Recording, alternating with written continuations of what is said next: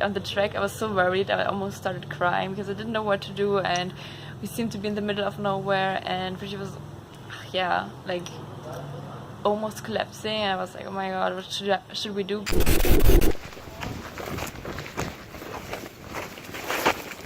Quickly, what happened today? So today it's day 2 of the trekking, and we already started walking an hour ago, which was quite nice again, but Fridtjov was actually not doing that well. He got probably food poisoning yesterday, so felt quite sick during the whole night and this morning. So I'm really proud that he's with me now. No, I'm honestly proud of him. He's holding up quite well. We were actually considering to get him a motorcycle so that he can go directly to Inle, but it was super expensive. And yeah, then he had to go alone as well. So we decided that he tries, and so far he's just doing fine. You want to say something? How are you? I'm okay. Yeah, he's not good. But yeah, it's like, I think today we walked like 20 kilometers, so 6 hours, but I think we already managed 1.5, so just 4 more hours to go. Actually more, 4.5. Doesn't matter, so we can do this. So in the beginning he actually tried to walk with us, and we walked the first 10 kilometers ish. Okay, say hello. Hello.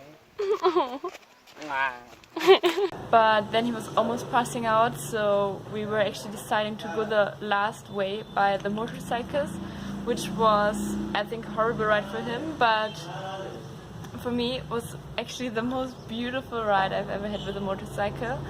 We were actually half an hour on the motorcycle, and the mountains were amazing, but yeah, of course it was kind of a downer, you say this, that Fridtjov didn't feel well, so yeah, I feel super sorry for him, and I think he had a horrible ride actually, and he was so like completely white, like completely pale. Also when we arrived at the lunch place, kind of, where we'd driven them with the scooters, and yeah, the people that owned the kind of restaurant that we had there, they were so nice. They actually even let Fridtjov like lie down in their living room, so they actually brought us to their real house, real home, and then Fridtjov was just lying down on the ground. They were preparing a bed for him, super nice so he could sleep, and I was sitting there, and then actually the children came and they were playing with me. They were so nice. They could speak a little bit of English, so we tried to have a conversation, and then they offered me some food and we were eating together, and yeah, we were like learning English together-ish, and we were dancing together.